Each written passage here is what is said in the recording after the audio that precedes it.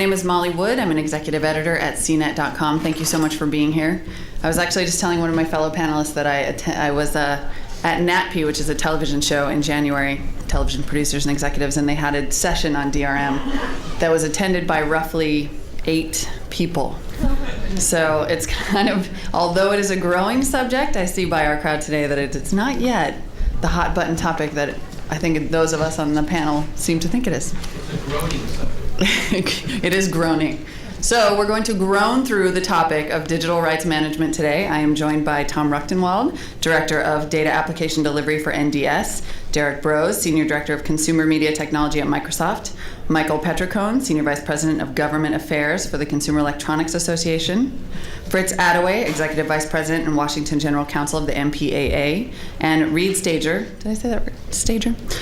Chairman of Digital Watermarking Alliance.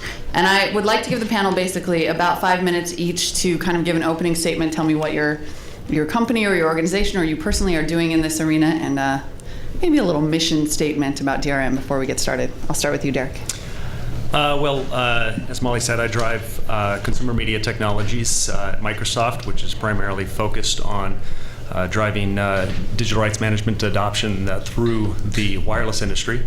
As you know, wireless industry with 2 billion devices and growing steadily, digital rights management on those devices is becoming a hot topic. It is very much a hot topic and very much needed as we view digital rights management as being an enabler for business rather than a copy protection scheme. Right now it seems that it is all about copy protection, but we really see that it's the future of the technology is about auditing, it's about enabling advertising, it's about enabling super distribution models that would span across multiple carriers and essentially a roaming model of digital asset distribution. And so our goal is to try to help folks understand that this technology will help grow their business rather than hinder the consumer experience. Right now, consumers feel that it does hinder their ability to move content from one device to the next. But as we feel that as advertising models grow, that digital rights management will enable them to have a greater experience, greater access to the content that they would like. And so I'm excited to be here today with the rest of the panel and look forward to continuing. Okay, Fritz. I think Derek just said it all, that DRM is an enabler of technology, of technological innovation, and consumer choice. What I'd like to do is go back a couple of years to the Grokster decision by the Supreme Court, which really set the stage for where we are today. The Supreme Court said in Grokster that you cannot build a business model based on theft. If you're going to have a business model distributing content, the content owner has to be part of that partnership. And what the Supreme Court has done is forged partnerships between technology companies and content companies. Despite the fact that the CEA said that the sky would fall if the Supreme Court held for the content owners, it hasn't. As a matter of fact, the sky has opened up with a shower of new content choices for consumers. Since Grokster, the headlines have been Warner Brothers partners with Free Record Shop, Universal partners with Love Film, CBS and Verizon, Disney and iTunes, MTV Networks and Microsoft, NBC Universal and Pure Impact. And when I left the office on Monday, the headline was BitTorrent goes legit. Everybody recognizes that in order to build a business model that works both for the technology company and the content owner, it's got to be based on rational marketing of content to consumers. And the threat that faces both partners in this equation is free ridership. Imagine a transit system that places a bucket at every bus stop and says, please contribute 50 cents. Nothing requires you to do that, and there's no consequences if you ride and don't put in your 50 cents. How long is that transit system going to be able to operate? Not very long. And the ultimate loser is going to be the consumer who needs transportation. Same thing with distributing content. Free riders are a threat to almost any legitimate business model you can think of, and the solution to that problem is DRM. So, contrary to what I suspect you're going to hear from my friend Mr. Petricone, DRM is the friend of both content and technology, and it's going to be what drives our partnership into the future. I'm getting the sense that Mr. Petricone is all alone up here, so if anyone has a cookie for him, no, I'm kidding. Reed, you're up next. Good morning. I'm Reed Stager with the Digital Watermarking Alliance. Our job is to provide cookies to both the people on my left and the people on my right. The Digital Watermarking Alliance is a new trade association that was formed to help educate the market and create awareness on the value of digital watermarking and how it can help identify content to support new business models. A lot of the new business models that are moving forward rely on the effective identification of content. Digital watermarking has been applied to all forms of media, audio, video, print, digital images. So since in the essence of this being an interactive panel and with you, one of the questions I have for you is how many of you have interacted with digitally watermarked content in the last week?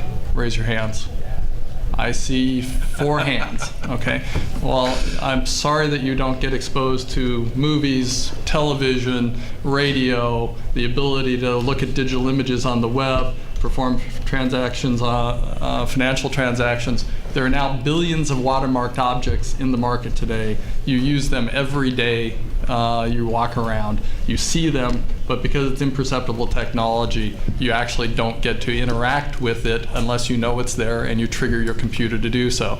It's been part of Adobe Photoshop, for example, since 1997, where you can embed user-generated content with the digital watermark. The new applications are spreading for watermarking. The key members of the association include Philips Electronics, Verance, Teletrax, Signum, Thomson, Digimarc, Verimatrix, Cinia, which is a Dolby company, GCS Research, which does geospatial imagery, Jura, which does value documents, MediaGrid, which is doing mobile applications for connected print to web, and MSI International, which actually does pre-release movies and music forensic tracking. All of these members are offering applications that are being implemented in things such as DVDs, theatrical releases, digital cinema initiative. People like Nielsen Media Research, Teletrax, Verance all do broadcast monitoring and audience measurement utilizing watermarking technology.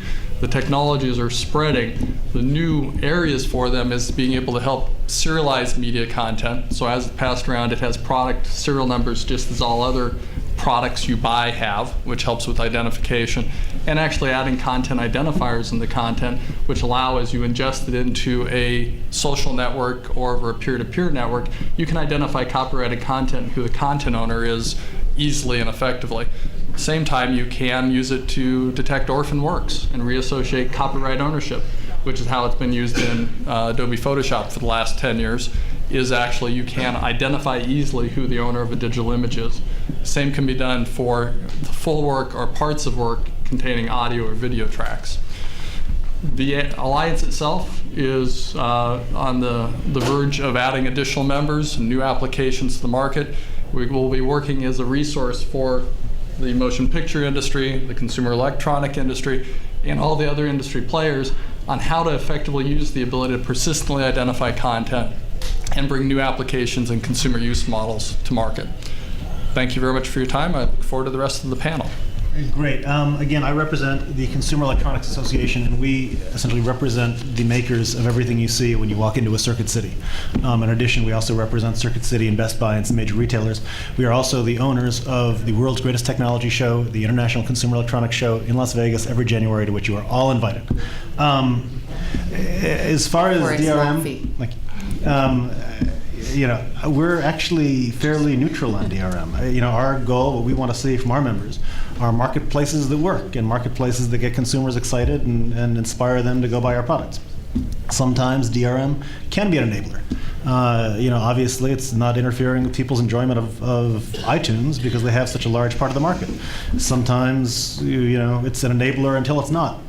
Putting spyware on the computers of lawful consumers who buy CDs is probably not a great idea. It made a lot of people angry. I read an article today on how certain DVDs are being made by Fritz's members that don't work on computers. I think that kind of DRM will result in a lot of frustrated and angry consumers. But again, we just want the thing to work. As far as me saying the sky was falling in the past, Fritz had some very positive headlines, which are fine. Let me read you a few alternative headlines. RIAA sues XM Radio for damages of more than the GNP of the United States, despite the fact the product doesn't even allow you to put songs up on the internet or copy them to a CD. It's a very long headline, but I'm sure somebody ran it. Content industry sues Google for trying to index books. Creative pulls FM recorders from MP3 players due to lawsuit fears. Slingbox threatened by broadcasters. 7 legislative bills limiting CE devices await action. So we are in a position right now, speaking of manufacturers, of every time we introduce a new lawful product that allows consumers to use media in a more flexible way, we're looking at either a lawsuit or legislation. And we think that is not a great environment for either consumers or innovation. So that's what our fear is. But here's what we're doing. Today in New York, in DC about an hour ago, at the National Press Club, we announced the beginning of a new media outreach campaign centered on the idea of digital freedom. And this is an outreach campaign going out to artists, consumers, students, teachers, innovators, anybody with a stake in digital technology. And basically, there are 2 themes we're trying to get across. Number 1, technology has been democratized. Fritz's members, for example, put out great stuff, and I'm a huge movie fan. But their technology or their innovation, their level of creativity is just a small slice of the pie compared to what you see on YouTube. In today's world, everybody has become a creator, has the ability to be a creator, and that's good. Number 2, most consumers, ordinary consumers, are not pirates. Piracy is wrong. We share Fritz's fears about piracy, mass indiscriminate redistribution without the copyright holder's permission. That's bad. But that needs to be distinguished from what consumers do.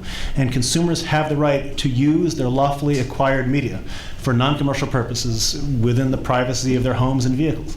And that's okay, and that should not be interfered with. So that's essentially where we're coming from. Okay, Tom.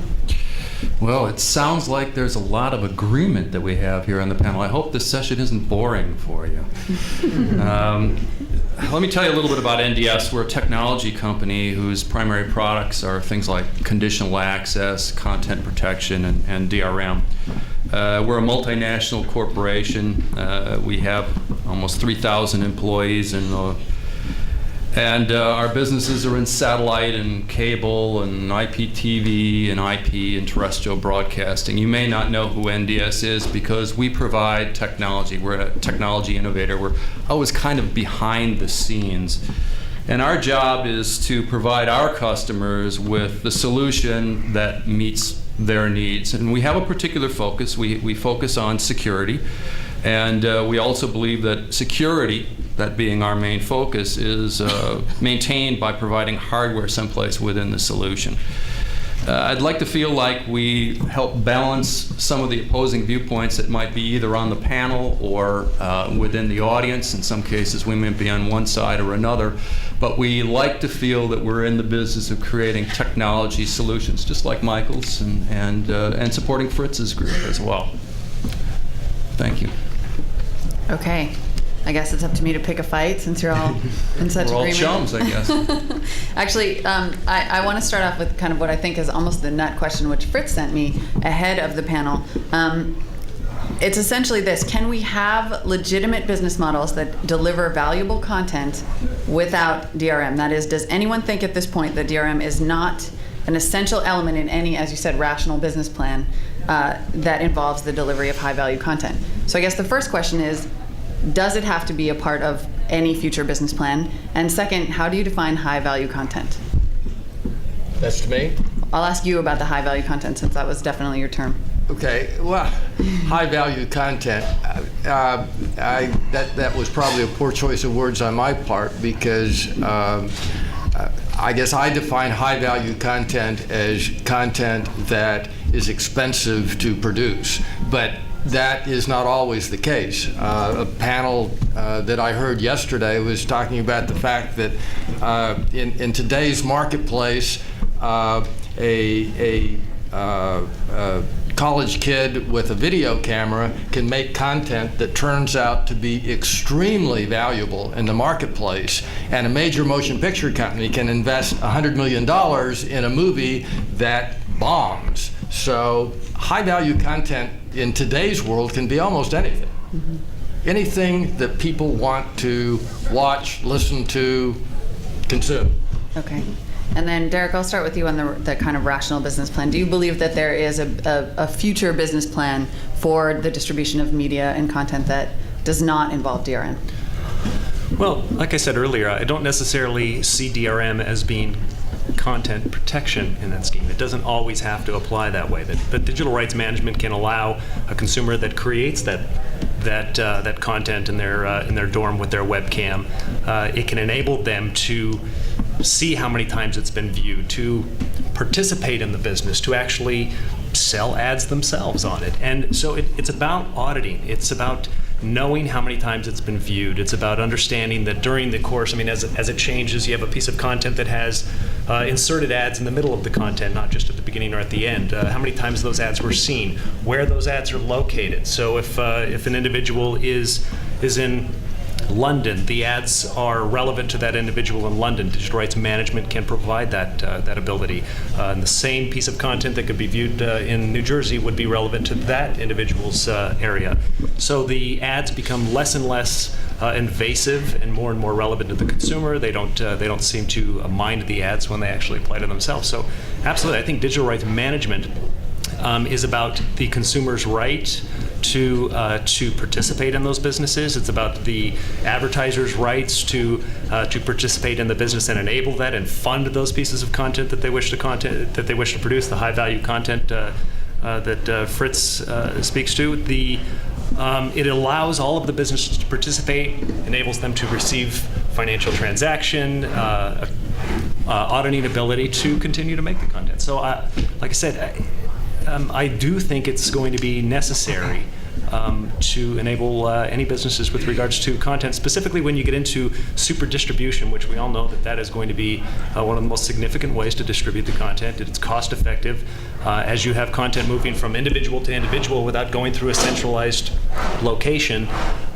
There's going to have to be some ability to know where that content was played, so the ads, the rights holders, the individuals that are responsible for releasing that content can be paid a fair price.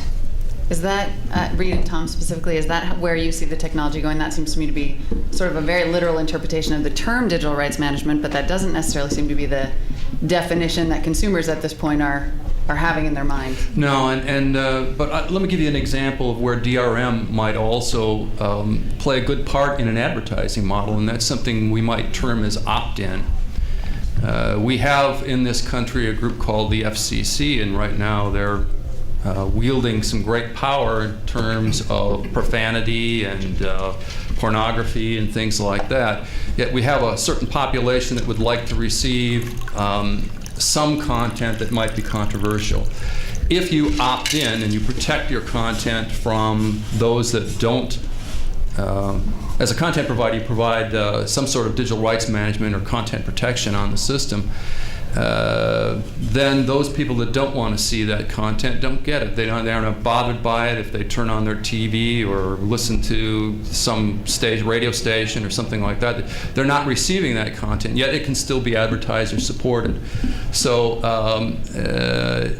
we think that there is a model that actually bridges both of those as well.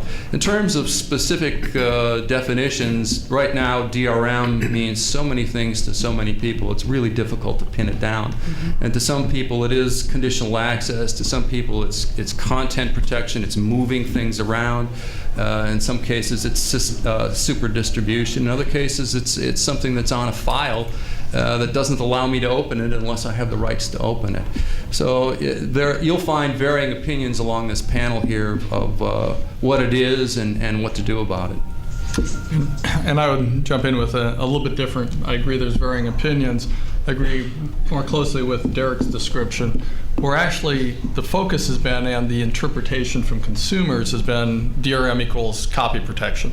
It stops you from doing things. It stops consumers from exploring new entertainment experiences, new ways to use content. Where really what is, I believe the market is moving towards is ways to enable new models that enable the content owners and those distributing the content to get fairly compensated, either through an ad-generated model or through paying for use of the content, subscriptions, access to the content. There's a whole bunch of business models that can be supported. Being able to manage the rights and access to the content or help promote it and monitor it, as Derek mentioned, is becoming more key than ever. And being able to persistently identify content that is being used through all of these different distribution methods is becoming more and more key. We need to move consumers and the market away from DRM equals copy protection, conditional access, stopping people from access to content.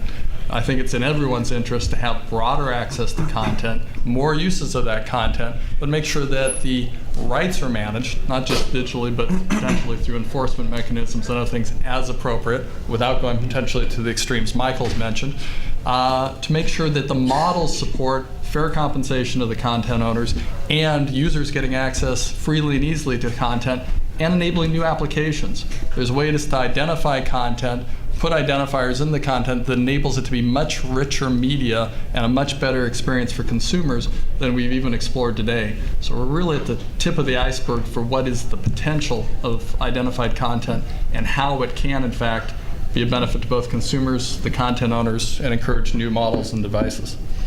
Michael, Wow. you look like you're dying to jump in. No, there are just a lot of happy faces on DRM, and that's okay. I think to the extent DRM promotes business models that work, I think that's fine.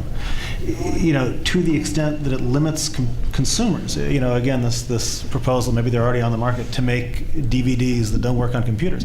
I flew out last night, and just about in every row of the airplane, there was somebody watching a movie on their computer. So that would cause angry consumers who then would buy fewer computers, and that's where it hits me. You know, so to the extent the music industry or the big record labels or the big studios think it's integral to their business model and they want to experiment with it, that's okay. I guess my concern is that the mandates or the structures that work for the big content owners not become mandates on everybody else. You know, because again, creativity at this point is so far beyond, you know, what the big labels and big studios do, and that's a good thing. You know, for example, right now there's a bill in Canada that would require DRM on any kind of digitally delivered music. All right. Now, again, for the big label, that makes sense. For the, you know, hundreds of thousands or millions of artists that just want to put their music out there and get it heard, you know, that doesn't make sense. So that kind of thing, I think, is wrong. Another example, you know, we had a situation in D.C. Like most of you probably don't pay attention to what's going on, like in the Commerce Committee and so forth, which is great. But we had a situation where we had a hearing on a bill, and the chairman of a major committee described how the internet worked in a way that a lot of people found to be funny. So what you saw was the day after, or that afternoon, there was an audio file on the web. Like, everybody listen to this, listen to what he said. And then 24 hours after that, somebody had taken that audio file and set it to techno music. Right? And then 24 hours after that, somebody had taken that audio file that was set to techno music and set it to these old black and white videos of, I guess, like scientists working on the nuclear test, like, you know, putting things into tubes and so forth. And it was hilarious. And it used to be that in order to do political satire that was seen by millions of people, you had to be Jon Stewart and you had to be on the Comedy Channel. Now you need to be creative and have an internet connection, have time on your hands. And that's, you know, I think a wonderful thing that our technology does. And that kind of flexible use of media is something that you know, should be promoted and should not be shut down. So that's the kind of system that I'm concerned about preserving.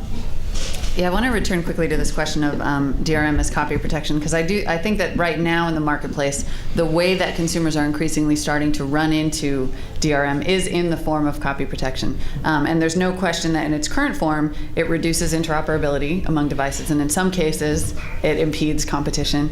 How do we deal with that? And how, it seems that as companies try to develop new business models, that maybe major studios are resistant, that maybe large companies like Microsoft may be resistant. How do you move away from a model that is restrictive and toward one that is enabling, or do you? What is going to make that happen is a wonderful thing called the marketplace. The trouble I have with CEA's position is, who are they to tell everyone what is and is not in consumers' interest? That's what the marketplace does. And if companies use DRMs that are not satisfactory to consumers, that they find overly restrictive, that business is going to fail. That's what the marketplace does.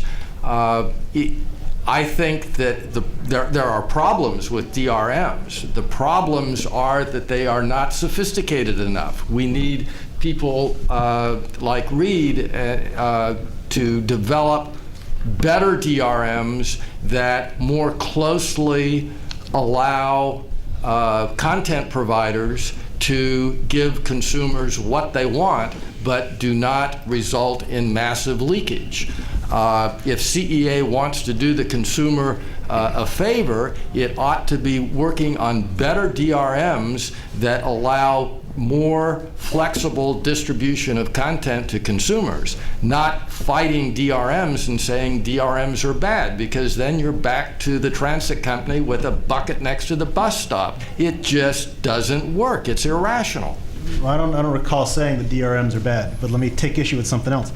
Saying that you guys are in favor of the marketplace is ridiculous. You spend your time running to Congress constantly to try to get legislation to preserve your historic business models. That's not free market behavior. For example, there is legislation right now that would essentially ban this product, which is the XM and Sirius receivers that allow you to record time shift programming that you subscribe to, even though that you can't burn to CD or upload to the internet.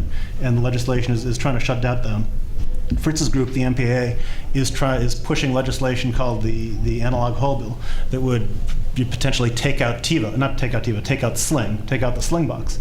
So again, if you want to rely on the marketplace and stop trying to game the system through legislation, that's great. Let's rely on the marketplace and see what happens. We're big fans of that. But if you recognize what's going on in DC right now, that's not what's happening.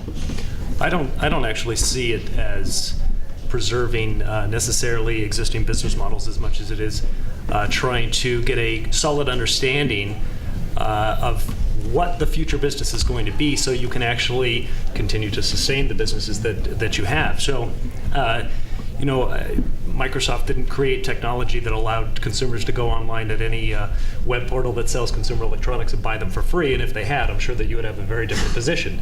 So, but that's the so when I look at digital rights management, we want to come to MPAA and say, well, we understand that you want to move your content into the digital space. We understand that you want to preserve existing business models so you can continue to have a sustainable business. And we want to do it in such a way that you're not going to completely cannibalize an existing business before you've rationally thought out another one. That's just not smart business. And anybody that would say that it is, I would, definitely have a different opinion. Great. If I could just respond briefly, of course we'd oppose something that allowed you to go and pirate our products. We are an IP industry, and we invent stuff. That's what we do. And we're strong believers in the intellectual property system.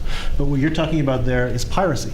I'm not talking about piracy. I'm talking about products like It's the same. It's the same. If time shifting prevents someone from or prevents a business model that exists in the content of viewing for ads, then it is absolutely piracy.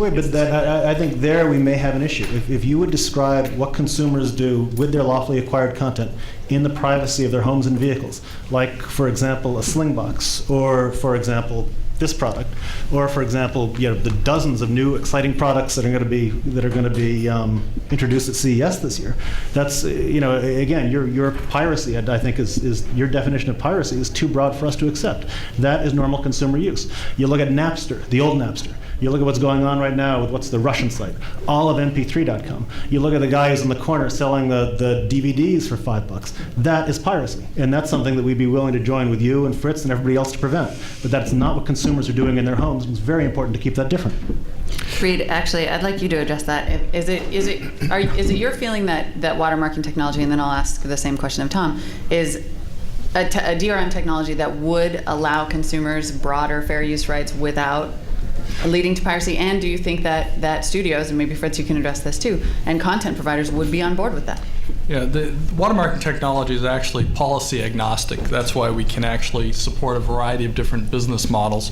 What watermarks can do is persistently identify a piece of content, support applications such as monitoring and audience measurement, such as what Nielsen, Verance, Teletrax all do. It can support things like putting serial numbers in digital media. So it's no longer anonymous content, it's actually something you buy, just like the device Michael has shown. It can have a serial number in it that's associated with that particular transaction for media content.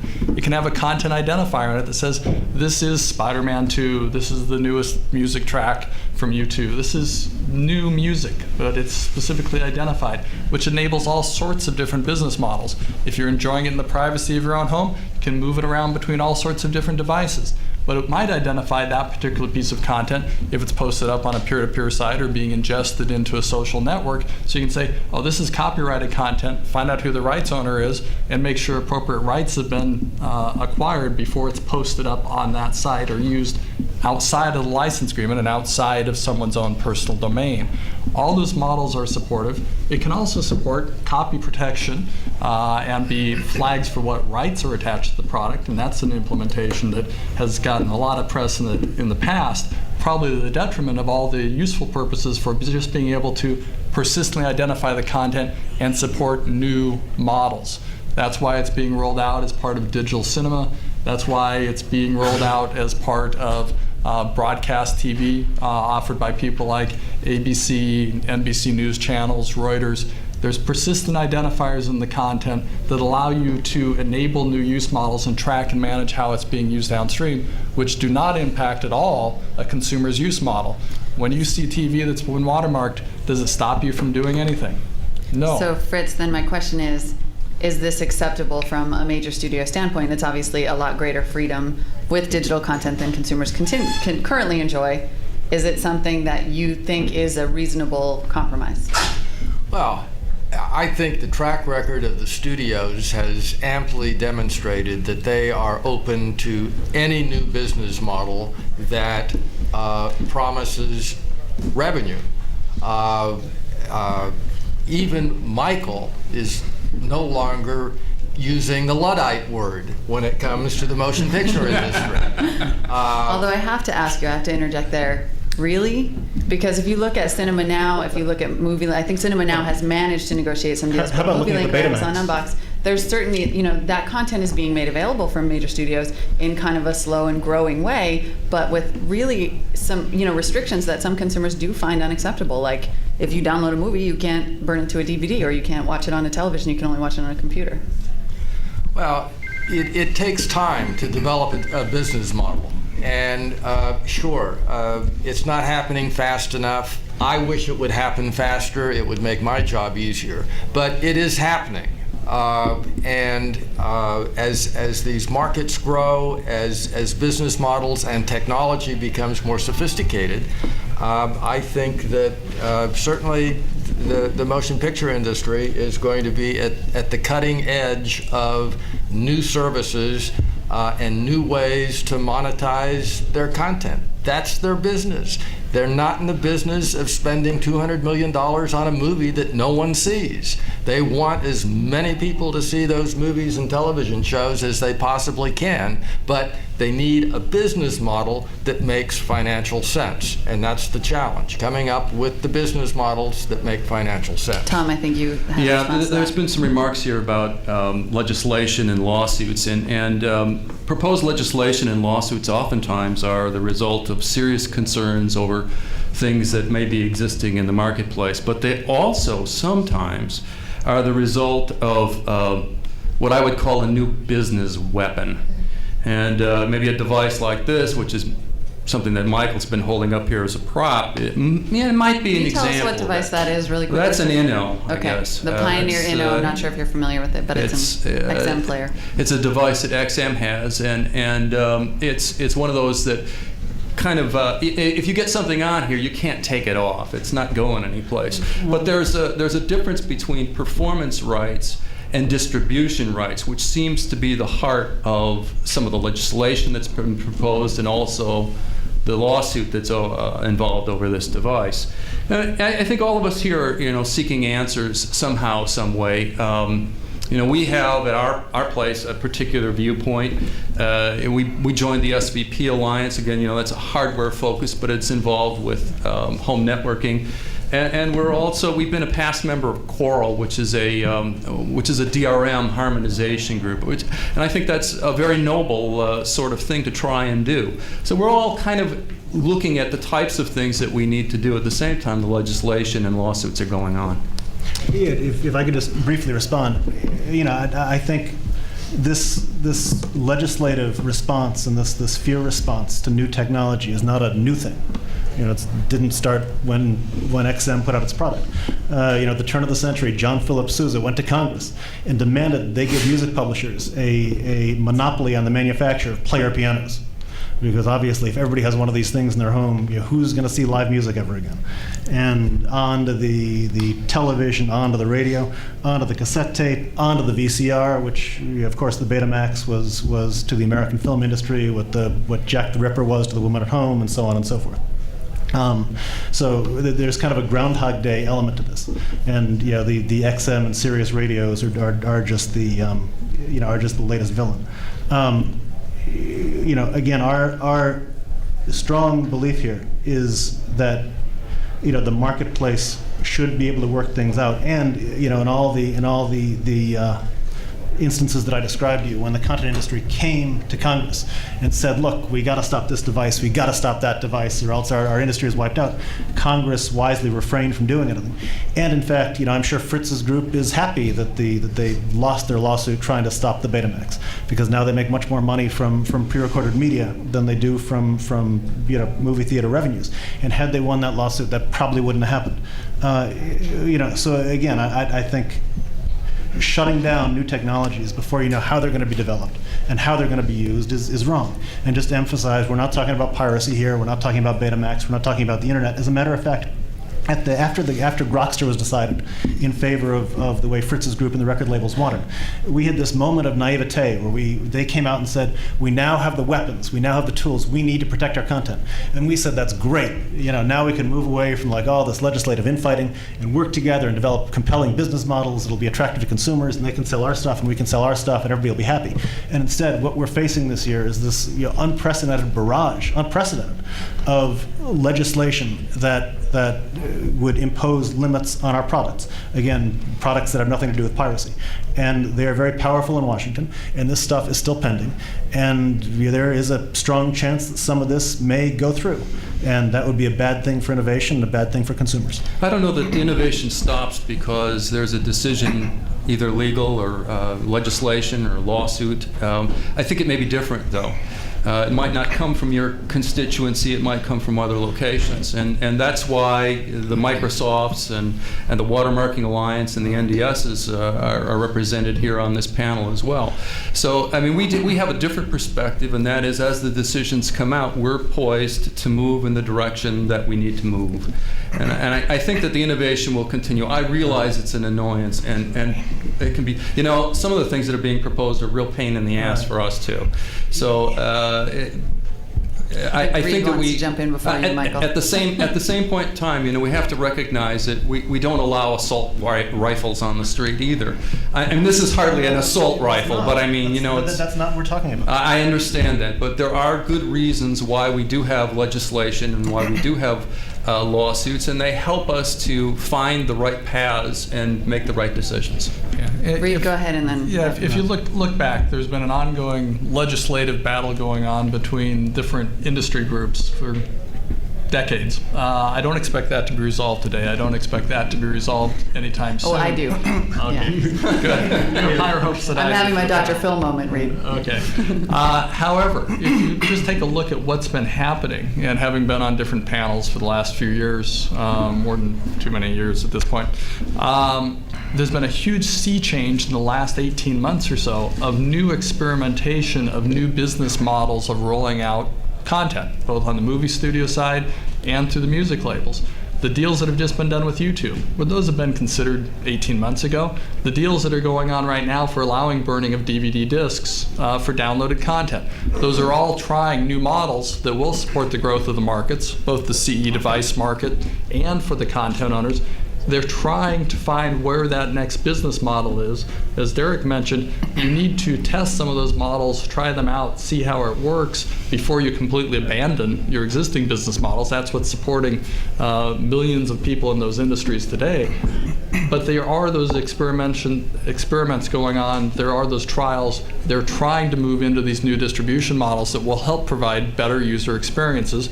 And there's new technology to back it up. Being able to leverage the technologies, such as some of the DRM components, the ability to manage and track use of content, the ability to use watermarking to persistently identify that content as it moves across networks in a heterogeneous fashion, will all enable a lot more activity, a lot more consumers to enjoy content than ever before. I think it's great to look. We've got Michael and Fritz, two industries that are very highly dependent upon each other, and this is a digital rights management panel, and digital rights management in between the two is the marriage made in heaven. So that's the perfect reason for digital rights management, since that If I could just make dialogue seems to require it. Michael, can you hold on 1 second? I think Fritz wants to jump in really I quick. agree with you, Derek. Then you'll have but more to respond to. The irony is that there is no barrage of legislation, at least from the motion picture industry. We're supporting two pieces of legislation that even CEA recognizes need to be addressed legislatively because there's no other solution. If they don't like our solution, we're open to any other ideas. But the irony is that it's the CEA that is supporting legislation that would allow anyone to circumvent all of the new technology that Derek and Reed are trying to create, DRMs. It's the CEA that's supporting anti-technology legislation, not us. And I want to go back to Tom for a second and his assault rifle. This is rapidly devolving, so be careful, Right. gentlemen. I am mean with my shiny pens. We're going to have no idea how long we can I think the assault rifle analogy is actually great because it gives us an interesting example of the kind of world we live in, which is there is no secondary liability right now for manufacturers of assault rifles. You could take if somebody took an assault rifle, went out in the middle of the street, just like open fire, okay? Afterwards, when the dust settled, the victims could not bring a lawsuit against the maker of that assault rifle. Can't do it. It's not legal. It's a statute passed by Congress. On the other hand, if a consumer bought some device and then used it to infringe, you could bring a lawsuit against the maker of that device. However, you could. Right. So wait. So the point is that we're living in a world where these new devices and innovations are more tightly regulated than assault rifles, which at least I find somewhat ironic. Number All right. one, as far as these lawsuits being an annoyance, let me just give you an example. The XM lawsuit right now. The way it works in copyright law is there are huge statutory damages of $150,000 per infringement. Okay? So with these XM devices, the way it works out, if you do the math, if these devices are a quarter as successful as the iPod, which would be great, the statutory damages add up to more than the GNP of the United States. All right. Now put yourself in the position of a venture capitalist, and you're thinking of investing in some new content device, all right, which looks good, looks perfectly legal. You're looking at the upsides, you're looking at the downsides. Well, they call these people risk takers, but in fact, they're not. They're very conservative. The last thing any VC wants to invest in is a lawsuit. So, what are you going to do? And I've heard, from VCs that the chilling effect, of this litigation climate is very significant. So what you find are technologies that are not invested in and technologies that are not on the market. And that's, not a good thing for our industry. I would argue not a good thing for consumers, but also not a good thing for America and the U.S. economy as we're trying to compete in a more and more competitive sphere, and that's our concern. Well, that leads me to a question actually I'd like to direct somewhat to Derek and then the rest of the panel, is that unfortunately, and Michael, you mentioned this earlier, but when you start talking about DRM and specifically copy protection, you instantly have a conversation in which you're either a bloodthirsty pirate or a jackbooted thug. And so, Derek, I wonder, and Reed and Tom, I wonder, everyone, at what point do you feel, especially as you're working on developing new devices, that you've stopped talking about technological innovation and that you're talking more about the management of content than technology?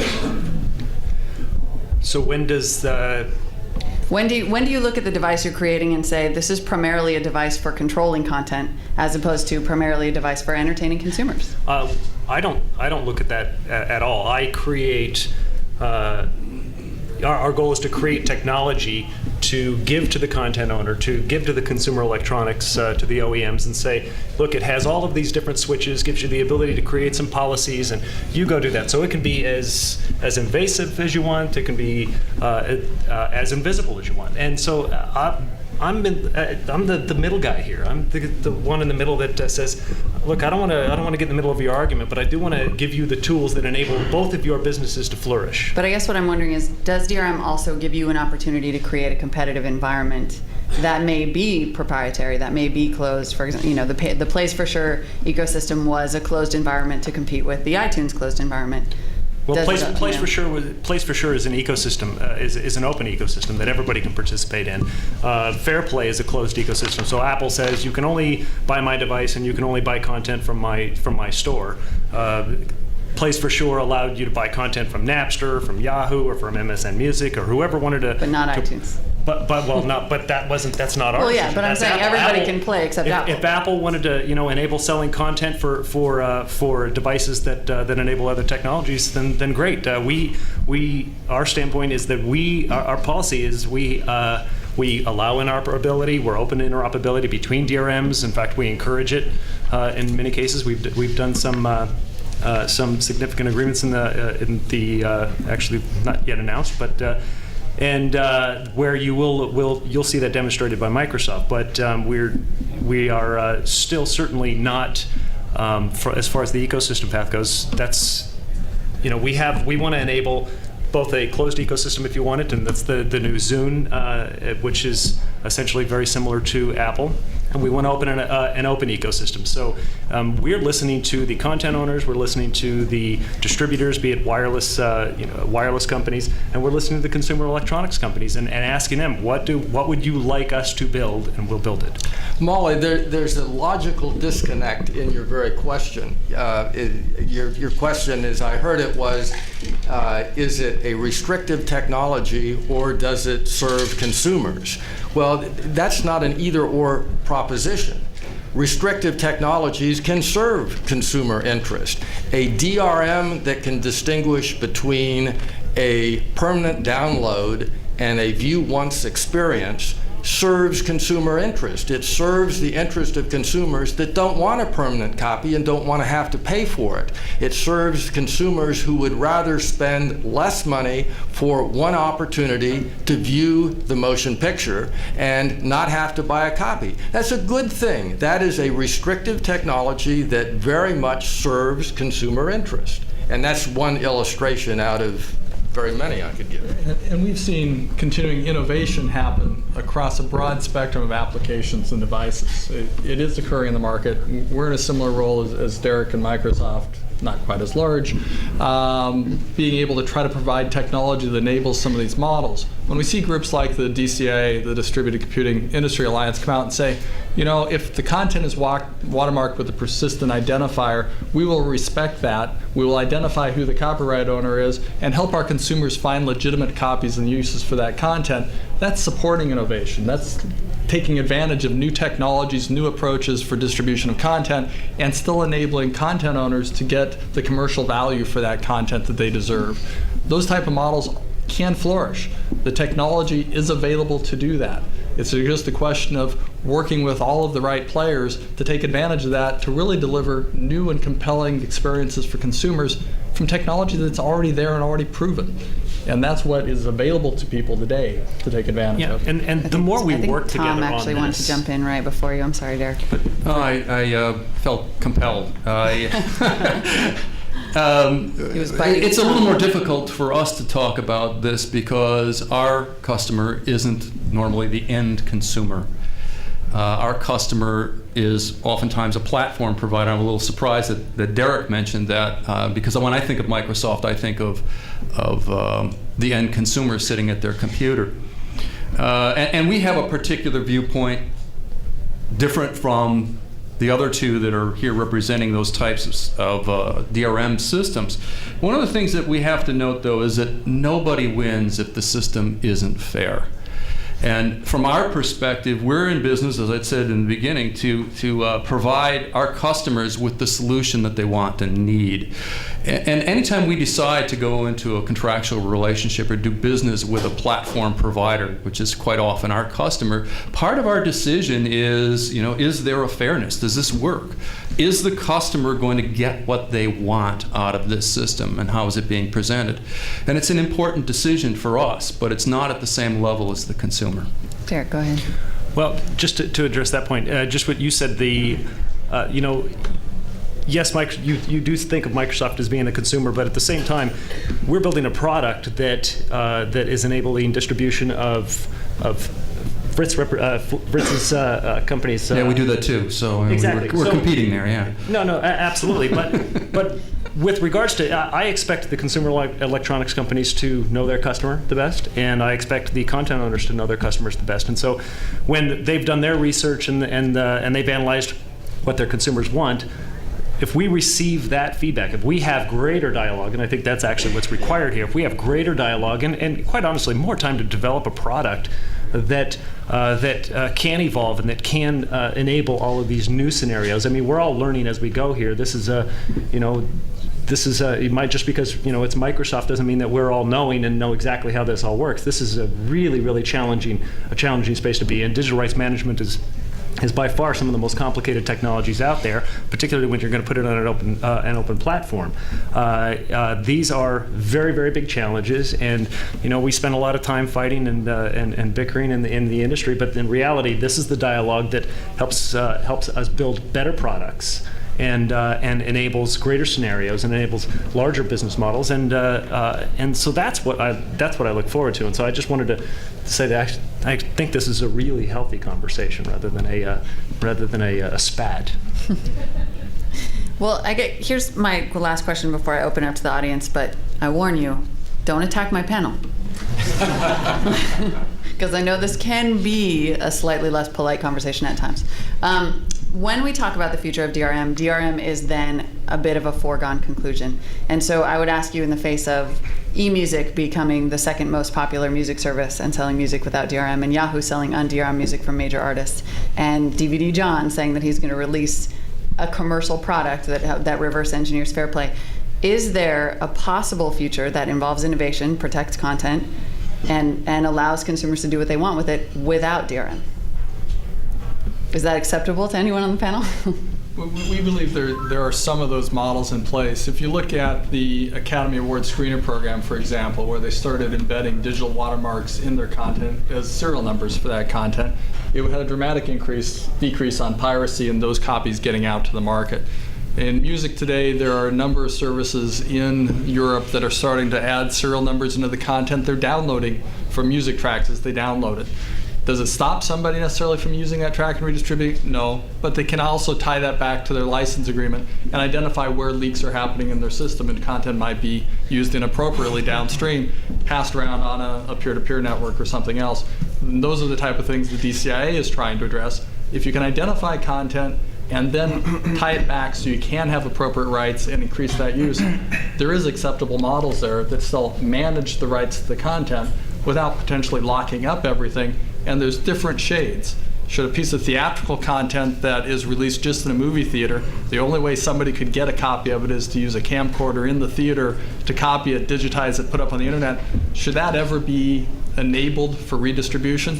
Probably not. There's probably systems that say, no, shut it down, copy protect it. So no. But on other cases, there's a lot of that content you want to be widely distributed. You just need to make sure there's a fair compensation coming back to the owners of the content. And there's new technologies and approaches to do that. And Fritz, is it your feeling that essentially we're all too much pirates by nature to have content be kind of No, and unprotected? I'm trying not to use that word anymore because it conjures up criminals and evil people. The better word is free riders. It just goes back to my transit system analogy. The metro system has turnstiles not because everyone is a criminal or is a bad person, but human beings need a little help to do the right thing. And But what if- the what if that turnstile help at the is- metro system provides a little So encouragement. we are all criminals. DRMs do exactly the same thing. They provide a little encouragement for consumers to do the right thing. And yes, I think they are absolutely essential. I cannot think of a business model for the distribution of content that does not need some kind of DRM to make it successful. If the business model's around, So, No, yeah, no, Mike. I was just going to say that Fritz may be Waving his right. pen for a while. I don't know. He may be right, and I think they're experimenting with a number of business models, and that's good. But I also think it's important to differentiate, what makes sense for the large copyright interests, and what makes sense for everybody else, and not to let the large copyright interest be the default position for the discussion. If you are one of the 99.999% of musicians whose only concern is getting heard, like DRM doesn't make sense for you. If your fondest wish is to film a video and show all your friends what happens when you put Altoids and Diet Coke in your mouth, like DRM is not of interest to you.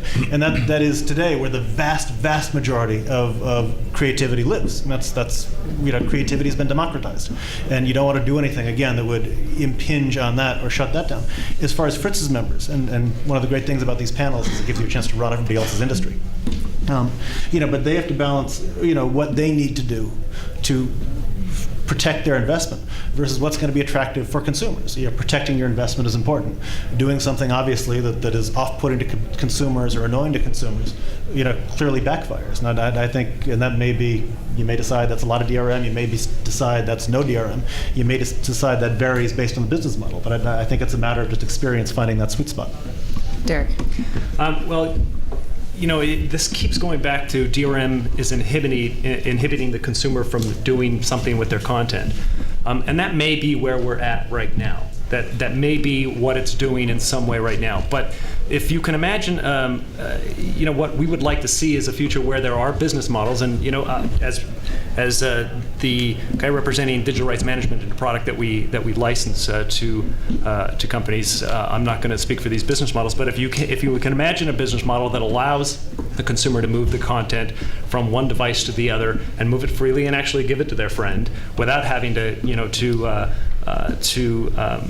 experience any delays, anything other than being responsible for the payment. So in the wireless industry wants to have content move from, they want to be able to sell a piece of content through their service on their device, charge the consumer 99 cents for a piece of content, and they want to be able to allow someone at Starbucks see that through Wi-Fi or Bluetooth and say, oh, that's content that I recognize and that I want, and take that from that device, and then that wireless company, whoever they might be, they'll take a financial transaction for that. The digital rights management will enable the originator of the content, be it the first wireless carrier, to recognize that there was a financial transaction based on content that they had distributed, and that goes on and on and on. Now, that's a wonderful business. Now, if you can replicate that business, and digital rights management can do it, and someone can apply a terrific business model to advertising around that, that content may not require a financial transaction and may not require those steps if it is advertising related. So you can imagine that a wireless device, it knows where it's at all times. In that same scenario, take away the 99-cent transaction for a piece of content and insert ads that are visual, not necessarily audible, so people can, still listen to that song without, vocal interruptions. They can transfer that over to this individual who then gets on a plane and goes to London, and he has ads that the DRM enables. He has ads that are pushed to that device based on his location that says, go eat at Joe's Burgers, which is right across the street from you right now while he's listening to music on his wireless device.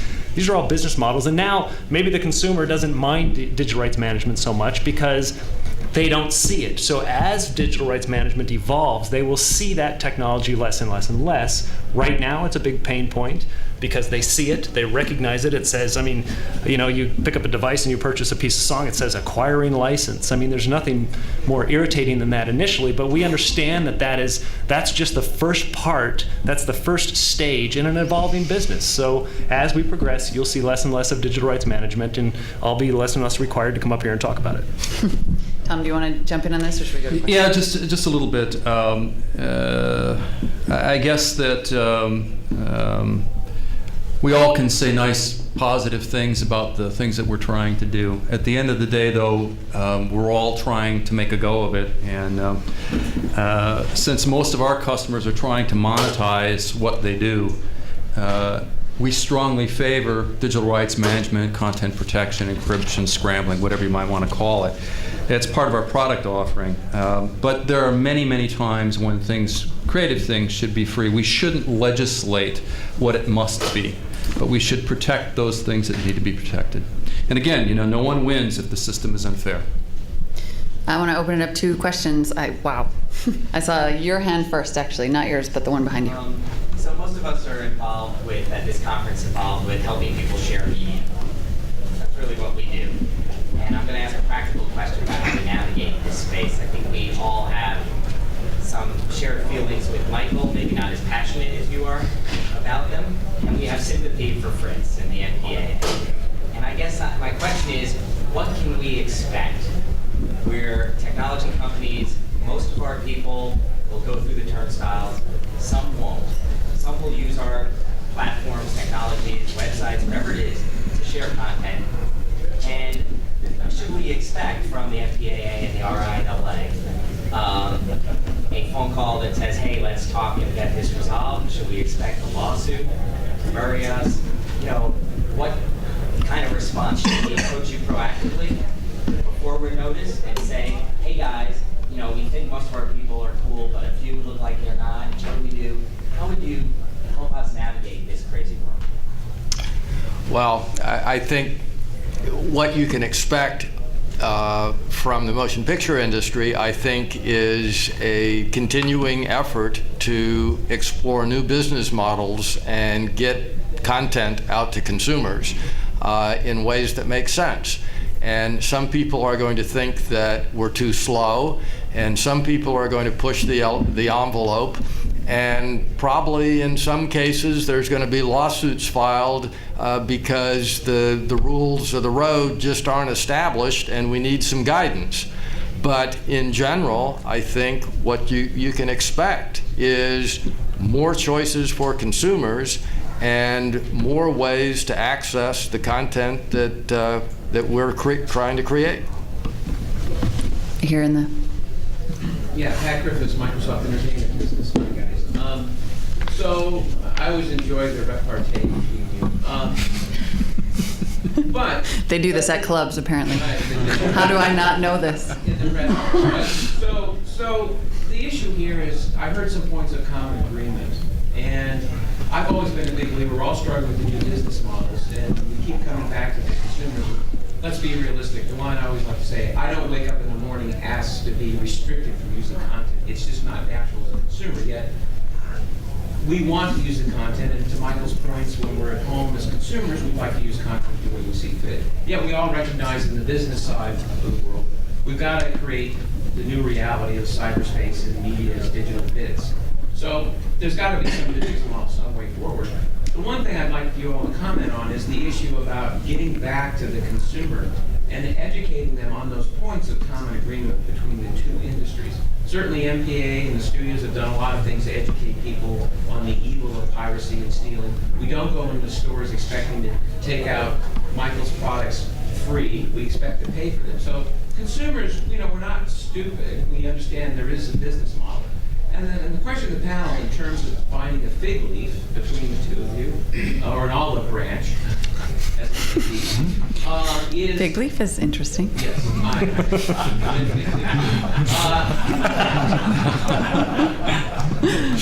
You should hurry up and ask your questions. my question is, given that there are points of common agreement, can't the two industries work together to educate consumers on the importance of understanding the new business models? Yeah, I mean, I would very much like to do that. And I think, to the extent we can, we should speak to consumers. I think to the extent we can, we should get together and try to come up with a ecosystem, an IP approach that makes sense in the digital world and makes sense for those industries and our industry and for creators and consumers. I'd very much like to do that. I don't think the current system serves anybody's interests. Again, it's this whole atmosphere of litigation is damaging to our industry. The fact that the MPA or some company is filing a lawsuit because we need some guidance isn't a great comfort if you're some sole proprietor trying to get a business model off the ground and you're suddenly faced with millions in legal bills. So I do think we can't go on this way. This is not a sustainable paradigm. So we would be glad to enter into a conversation to talk to consumers and also figure out what we can do among us to come up with an IP regime that makes sense for the new kinds of business models and the new technologies that we're faced with. Of course, we can and should educate consumers, but consumers aren't all that stupid. I think consumers, by and large, understand the rules of the road. And Michael's statement that consumers, and it was in your question as well, that if it's in your home, you should be able to do anything you want. That's just not right. That doesn't make any sense. When I order a movie from DirecTV, a pay-per-view movie, I know that even in my home, I can't make a dozen copies of that and give it to all my friends. I know that. We don't have to educate consumers that they shouldn't do that. And DRMs make it a little difficult for me to do that, and that's probably a good thing because, like the turnstile, I need a little help to do the right thing. But I think consumers basically know that when they make a deal for a view once movie, they can't make a copy. That's not a difficult concept to understand, and I think consumers do understand it. Yeah, I think they understand. It says it on the screen. Do not copy this and distribute it. And you can't fast forward through that. Go ahead here. I'm just saying. Not my favorite thing. Okay, sorry. This is more of an observation than a question that I think mostly would be in agreement that protecting the rights of the content owner is reasonable. However, at the same time, the technology providers for DRM have taken the opportunity to try to own the consumer. They've seen that, if you buy your content on an Apple platform, then you're likely to buy more Apple devices to play it. And I think the consumer recognizes that they're trying to be owned. So if you buy your content in Windows Media, you can't play it on Mac. You can't buy it on the Mac, you can't play it in Windows Media Player. If you buy it in Yahoo Music Center, they don't own the DRM technology or the device, but they'll only issue a license within Yahoo's Music Center. Right. So it's kind of nuts. Yeah, I think that's very much the part of finding some common ground in terms of interoperability that we've... So there'll be a pressure from...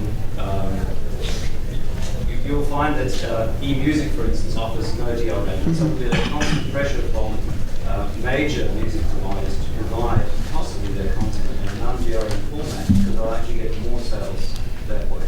We'll see. Thank you. Just one quick comment. I agree with you that interoperability is a huge issue that we all have to address. But if people are using DRM in a bad way, don't attack the DRM. That problem should be addressed through competition policies if government is going to address the problem. Don't do what the French tried to do and pass a law that says that you have to give up your secrets. If you use a DRM, you have to give up your secrets to anyone making a device that can play that product. That is really bad public policy. If government is going to address the interoperability issue, the government ought to address it in terms of competition policy, not regulating technology. I think we've also seen and recognized at Microsoft that interoperability is crucial. The most recent digital rights management product that we're releasing is OS agnostic, which means you can put it on any device. It doesn't have to be a Microsoft device. It's content agnostic. You can wrap AAC files in it. You can wrap Java games, themes, ringtones for. I mean, we've understood that we have to apply to a much larger base, and that's the portion that actually, as you rightfully pointed out, is that the consumer does feel like that they're being owned, and we want to make it invisible. The goal is invisible. Derek, you did also mention that the Zune is going to be a closed environment if consumers want that. And I guess my question is, do consumers want that? Well, clearly they do, because Apple's doing fairly well with it. So that's why we have an ecosystem. We have an ecosystem initiative, and that's where digital rights management and Windows Media and the open ecosystem applies. And if the consumer wants a closed system and they want to purchase, say, a Zune product and purchase from Zune services, well, then they have that option. So we're giving them both options, and look, may the best option win, and that's really what's going to happen. The consumer will make those decisions. We will not make those decisions. And that's actually, that whole interoperability aspect is actually the focus of many of the members of the Digital Watermarking Alliance's ability to provide a persistent identifier in content that can be used to identify the content across DRM systems and across different uses models. It can work across any platform, mobile, PC, any application, any DRM system, survive encryption, decryption, because it's part of the content as an identifier.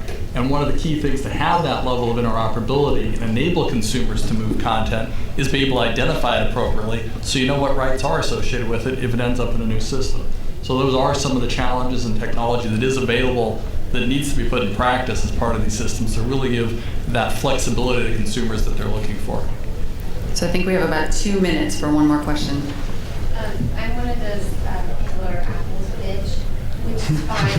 They're very satisfied for the most part. But also, when I go buy a CD, I know I can take that content that I just own, that I just purchased, and I own it, and I can use it on my iPod. But it's not like that. Like, buying a DVD has never carried that right with it. You've never been able to take that movie that you just bought and then translate it to another device legally.